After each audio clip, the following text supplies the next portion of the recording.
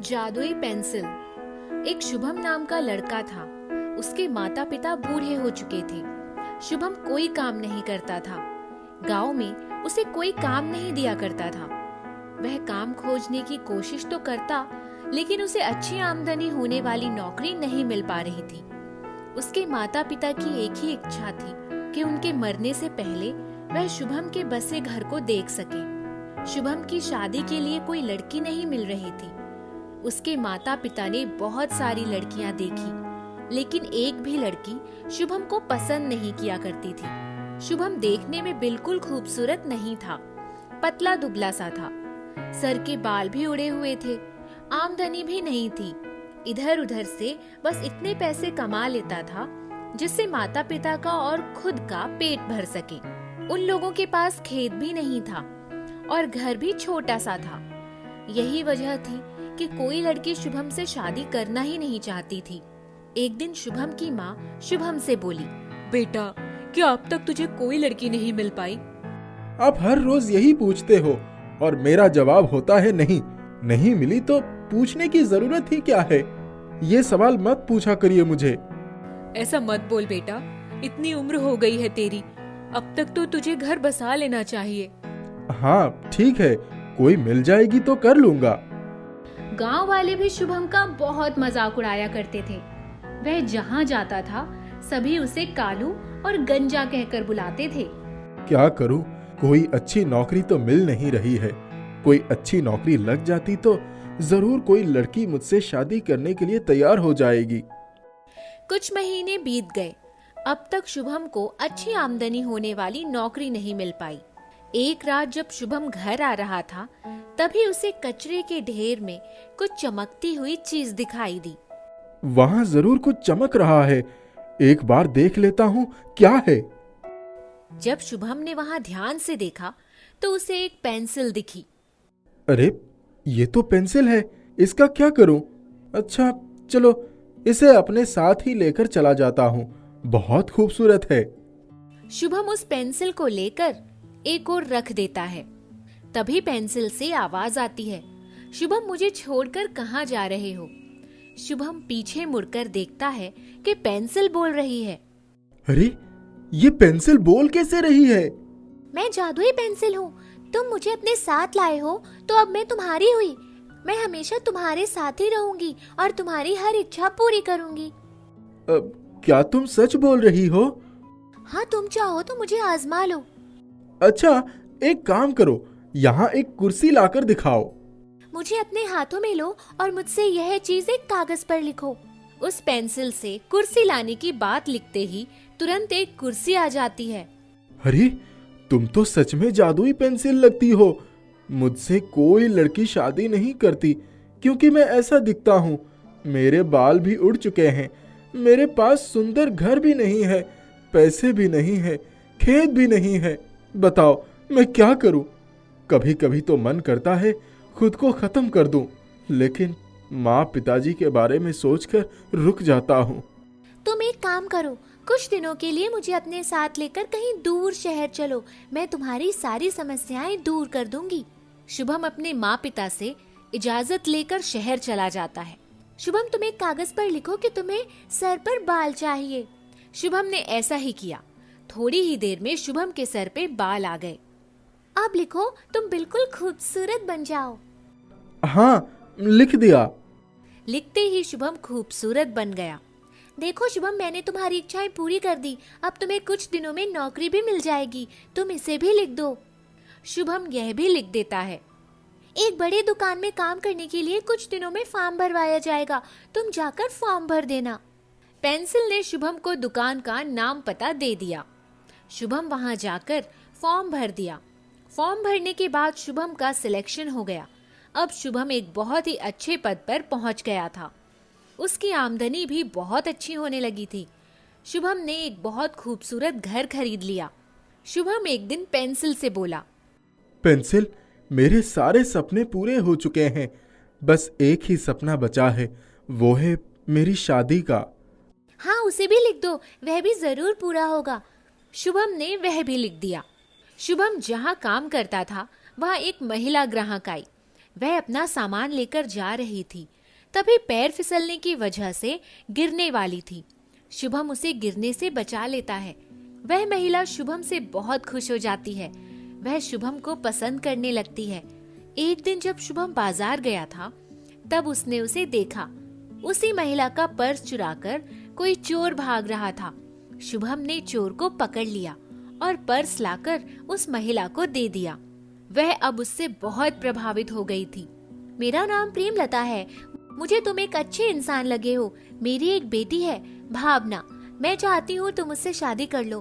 तुम मेरी बेटी से शादी करोगे ना? तुम पहले से शादीशुदा तो नहीं? नहीं, अभी तक मेरी शादी नहीं हुई है। प्रेमलता ने शुभम को अपने घर खाने पर बुलाया, अपनी बेटी से मिलवाया। दोनों ने एक दूसरे को पसंद कर लिया। अब शादी की बात होने लगी।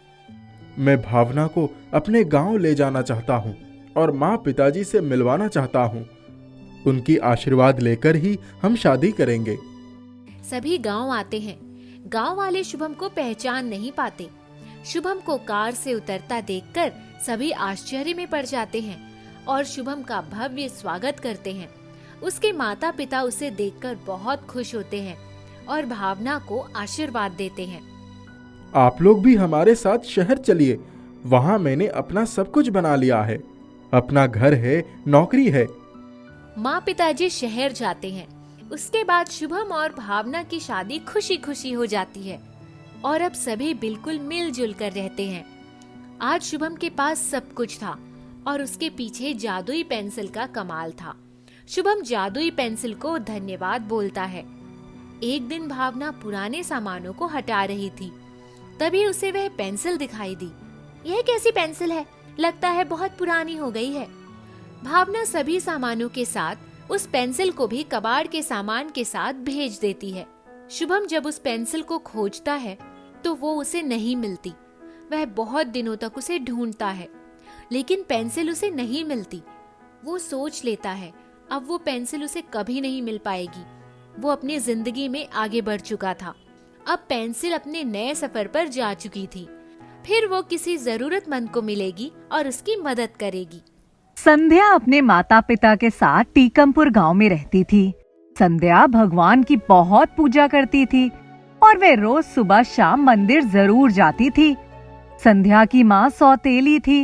वह संध्या से घर का पूरा काम कराती थी और हमेशा संध्या को मंदिर जाने से रोकती थी। लेकिन संध्या कैसे भी समय निकालकर मंदिर जरूर जाती। एक दिन की बात है, संध्या के घर कुछ मेहमान आए तो संध्या की माँ ने संध्या को आवाज लगाई। अरे संध्या, कहाँ मर गई? आई माँ, मेहमान आए हैं, पानी लेकर और सबके लिए खाना बना। ठीक है माँ, पानी देकर मैं मंदिर जाकर आ जाऊँ, फिर मंदिर से आकर खाना बना दूंगी। नहीं, पहले काम कर फिर मंदिर जाना। इतने सारे लोगों का खाना बनाने में और घर का बाकी काम करने में संध्या को रात हो जाती है और तब तक मंदिर बंद हो चुका होता है। संध्या बहुत दुखी हो जाती है। संध्या कहती है, भगवान मुझे माफ करना, आज मंदिर नहीं आ पाई। ऐसा सोचते हुए संध्या की आंखों में आंसू आ जाते हैं और फिर संध्या की नींद लग जाती है। जब सुबह संध्या उठती है तो सौतेली माँ उसको कहती है, संध्या, मेहमान जाने वाले हैं, उनके रास्ते के खाने के लिए कुछ बना दे और हाथ थोड़ा जल्दी चलाना। जी माँ। अपनी बेटी की ऐसी हालत देखकर संध्या के पिताजी को बहुत बुरा लगता है, लेकिन बीमार होने के कारण वे संध्या की सौतेली माँ से कुछ नहीं बोल पाते और उन्हें सब कुछ चुपचाप सहना पड़ता है। अब कई बार ऐसा होने लगता है कि मंदिर जाने के समय संध्या की सौतेली माँ उसको कई काम बता देती हैं, जिसकी वजह से संध्या मंदिर नहीं जा पाती। एक दिन संध्या की सौतेली माँ संध्या को कहती है, संध्या, जाकर बाजार से सब्जी लेकर आ, ये ले 20 रुपए और कम से कम रुपए में सब्जी लेकर आना। लेकिन माँ, 20 रुपए में तो बहुत ही कम सब्जी आएगी। मुझे कुछ नहीं पता, 3 दिन की सब्जी इन्हीं पैसों में लेकर आ। अब संध्या बहुत परेशान हो जाती है कि वे क्या करे। सोचते सोचते बाजार पहुंचती है। लेकिन इतने कम पैसों में तो एक दिन की सब्जी आना भी मुश्किल हो जाता है। तभी उसे एक बुढ़िया मिलती है। वह संध्या को परेशान देखकर पूछती है, क्या हुआ बेटा, परेशान क्यों हो? मेरी माँ ने मुझे सब्जी लेने के लिए कहा है और सिर्फ 20 रुपए दिए हैं। इतने कम रुपए में अब मैं कैसे सब्जी लूं? परेशान मत हो, यहाँ से थोड़े ही आगे एक बहुत बड़ा बाजार लगता है, वहाँ जाओ, वहाँ तुमको सस्ती सब्जी मिल जाएगी। संध्या खुश हो जाती है और उस बाजार में चली जाती है। वहाँ सच में सब्जी बहुत सस्ती होती है। संध्या वहाँ से सब्जी लेती है और उसके कुछ पैसे भी बच जाते हैं। वापस लौटते समय संध्या को मिट्टी का एक बहुत ही सुंदर मंदिर नजर आता है। संध्या सोचती है, क्यों ना मैं ये मंदिर ले लूं, इससे मुझे मंदिर भी नहीं जाना पड़ेगा और मैं घर में किसी भी समय पूजा कर सकती हूँ। और वे बचे हुए पैसों से मंदिर खरीद लेती है और वे घर जाती है। आ गई, इतना समय कैसे लग गया? वो इस बाजार में सब्जी बहुत महंगी थी और थोड़े आगे एक और बाजार लगा था, वहाँ से सब्जी लेकर आई हूँ। ठीक है, अब जल्दी से जा और खाना बना, बहुत भूख लग रही है। संध्या वहाँ से चली जाती है और मंदिर को चुपचाप अपने कमरे में रख लेती है। अब संध्या अपने घर में भगवान की पूजा करती है। संध्या की सौतेली माँ को शक होता है कि संध्या आजकल मंदिर नहीं जाती। जब सौतेली माँ संध्या के कमरे में जाती है तो मंदिर देखकर आग बबूला हो जाती है। संध्या, तू ये मंदिर कब लाई और इसके पैसे कहाँ से आए? संध्या सौतेली माँ को सच बता देती है तो वह बहुत गुस्सा होती है। उसी दिन संध्या की सौतेली माँ मंदिर को नदी किनारे रख आती है और सोचती है, मैं भी देखती हूँ कि अब संध्या पूजा कैसे करेगी। लेकिन जैसे ही सौतेली माँ घर आती है, देखती है कि संध्या तो उसी मंदिर के सामने भगवान की मूर्ति की पूजा कर रही होती है। संध्या की सौतेली माँ डर जाती है। अब सौतेली माँ सोचती है, मैं इस मंदिर को पानी में डाल दूंगी तो इस मंदिर की मिट्टी गल जाएगी और ये टूट जाएगा। जैसे ही सौतेली माँ मंदिर को पानी में डालने जाती है, खुद ही पानी में गिर जाती है और मंदिर वापस घर में पहुँच जाता है। अब सौतेली माँ समझ जाती है कि इस मंदिर में कुछ ना कुछ अलग बात है। सौतेली माँ मंदिर को तो इसके बाद हाथ ही नहीं लगाती, लेकिन संध्या को और भी ज्यादा परेशान करने लगती है। संध्या को खाने के लिए कुछ भी नहीं देती, बचा हुआ खाना संध्या को खिलाती है। एक दिन संध्या की तबीयत बहुत खराब होती है। संध्या अपनी सौतेली माँ को कहती है, माँ, आज मेरी तबीयत बिल्कुल ठीक नहीं है, मैं आज काम नहीं कर पाऊंगी। इतना सुनकर संध्या की सौतेली माँ आग बबूला हो जाती है और संध्या को मारने के लिए जैसे ही हाथ उठाती है, वैसे ही सौतेली माँ का हाथ मुड़ जाता है और मंदिर में लगा हुआ दीपक संध्या की माँ की तरफ बढ़ने लगता है। संध्या ये देखकर आश्चर्यचकित रह जाती है। संध्या की माँ संध्या से माफी मांगती है। संध्या को माँ पर दया आ जाती है। मैं भगवान को कहती है, भगवान, मेरी माँ को छोड़ दीजिए और दिया वापस मंदिर में पहुँचा दीजिए। इतना कहते ही दिया वहाँ से गायब हो जाता है और मंदिर में दिखाई देता है। अब सब लोग मिलजुल कर रहने लगते हैं। धीरे धीरे संध्या के पापा की भी तबीयत ठीक हो जाती है। साहिल स्कूल का बहुत ही शरारती बच्चा रहता है और सभी साहिल की शरारतों से परेशान रहते हैं। साहिल के मम्मी पापा को रोज साहिल की शरारतों की वजह से स्कूल में बुलाया जाता है, लेकिन साहिल नहीं मानता। सबसे ज्यादा परेशान स्कूल के सभी लोग तब हो जाते हैं जब साहिल स्कूल की घड़ी का समय बदल देता है। साहिल पर सब बहुत नजर रखते हैं, फिर भी साहिल घड़ी का समय बदल देता है। एक दिन क्लास में, साहिल, साहिल, बहुत देर बाद क्लास के बाहर से आवाज आती है। Yes teacher. साहिल, तुम कहाँ थे? टीचर, मैं पानी पीने गया था। पानी पीने गए थे या घड़ी का समय बदलने? और टीचर जाती हैं और देखती हैं कि स्कूल की घड़ी का समय उनकी घड़ी के समय से मिल रहा है या नहीं। और टीचर देखती हैं कि दोनों घड़ी का समय एक ही है और वहाँ से चली जाती हैं। लेकिन 5 मिनट बाद ही लंच की घंटी बज जाती है लेकिन लंच का समय तो नहीं हुआ होता। साहिल इतनी ही देर में जाकर घड़ी का समय बदल देता है। जब टीचर क्लास के बाहर आती है, अब प्रिंसिपल साहिल को बुलाते हैं। साहिल, ये बिल्कुल अच्छी बात नहीं है। सर, मैंने कुछ नहीं किया। प्रिंसिपल साहिल को बहुत डांटते हैं और साहिल को कहते हैं, कल अपने माता पिता को लेकर आना। साहिल दूसरे दिन अपने माता पिता को लेकर आता है। साहिल के माता पिता प्रिंसिपल से बहुत माफी मांगते हैं, लेकिन साहिल नहीं मानता। उसी बीच साहिल के पिता विदेश जाते हैं और स्कूल की घड़ी से मिलती जुलती एक घड़ी लेकर आते हैं और प्रिंसिपल के पास जाते हैं और कहते हैं, आप पुरानी घड़ी हटा दीजिए और ये घड़ी वहाँ लगा दीजिए। लेकिन इससे क्या होगा? आपको कुछ दिनों में खुद ही पता चल जाएगा। प्रिंसिपल उस घड़ी को स्कूल में लगवा देते हैं। अब साहिल को समझ ही नहीं आता कि प्रिंसिपल आखिर ये घड़ी बदलवा क्यों रहे हैं, जबकि दोनों घड़ी एक जैसी हैं। फिर वो सोचता है, मुझे क्या करना, मैं तो घड़ी का समय बदलूंगा और खेलूंगा। अब कुछ दिन के लिए स्कूल की छुट्टियां लग जाती हैं। साहिल की खुशी का तो ठिकाना ही नहीं रहता।